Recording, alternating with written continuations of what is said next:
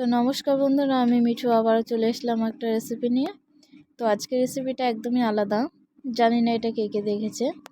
এটা হচ্ছে আমরা যে কোয়াশ খাই সেই কোয়াশের মুথোটা।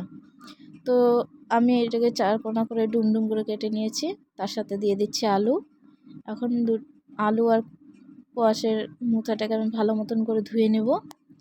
তো এই রেসিপিটা পুরোপুরি একদম নিরামিষ রান্না হবে। তো তাই জন্য প্রথমে আমি একটা কড়াই বসিয়ে নিলাম, আর কড়াইটা গরম করে দিয়ে দিব তেল। তো তেল দেওয়ার পরে, যেহেতু এটা নিরামিষ রান্না, তো তার জন্য আমি এখানে কয়েকটা ডালের বড়ি ভেজে নিচ্ছি। তো ডালের বড়িটা ভালো মতন ভাজা হয়ে গেলে তুলে নেব। এখানে ডালের বড়িগুলো ভালো মতন ভাজা হয়ে গেছে, এখন আমি তুলে নিচ্ছি। তো এই যে তেলটা যে বেঁচে ছিল সেই তেলের মধ্যে আমি ফোড়ন দিয়ে দিব। তো এখানে দিয়ে দিচ্ছি আমি সাদা জিরে, তেজপাতা আর শুকনো লঙ্কা। তো ফোড়নটা দেওয়া হয়ে গেলে পরে তারপর আমি আলু আর যে কোয়াশের মুথোটা ছিল সেটা আমি দিয়ে দিচ্ছি। তো এটাকে আমি ভালো মতন একটু নেড়ে চেড়ে তারপর দিয়ে দিব লবণ, আর দিয়ে দিচ্ছি একটু সামান্য হলুদ। লবণ হলুদটা দিয়ে আমি একটু ভালো মতন নেড়ে নেব। তো লবণ হলুদটা দেওয়া হয়ে গেলে তারপর আমি এখানে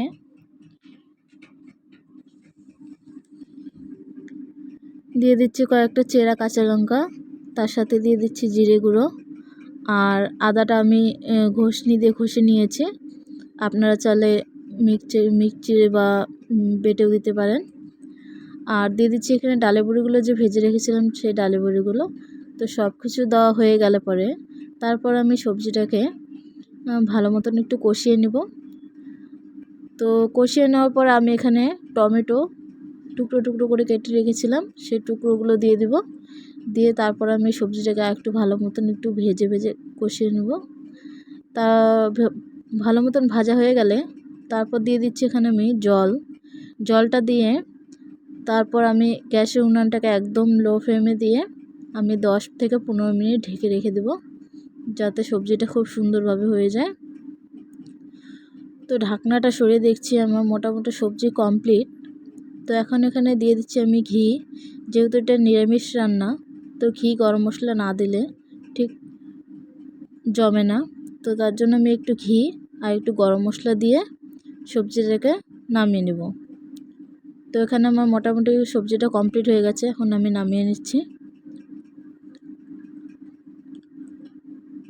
তো দেখুন বন্ধুরা, রেসিপিটা কত সুন্দর হয়েছে। তো এখনও পর্যন্ত আমার পেজটিকে যারা যারা ফলো করেননি তারা অবশ্যই ফলো করে দেবেন, আর লাইক শেয়ার কমেন্ট করতে ভুলবেন না। আর আমার যে ইউটিউব চ্যানেল আছে, ইউটিউব চ্যানেল সাবস্ক্রাইব করতে ভুলবেন না। আমার ইউটিউব চ্যানেলের নাম কুকিং ফর মিঠু। নমস্কার।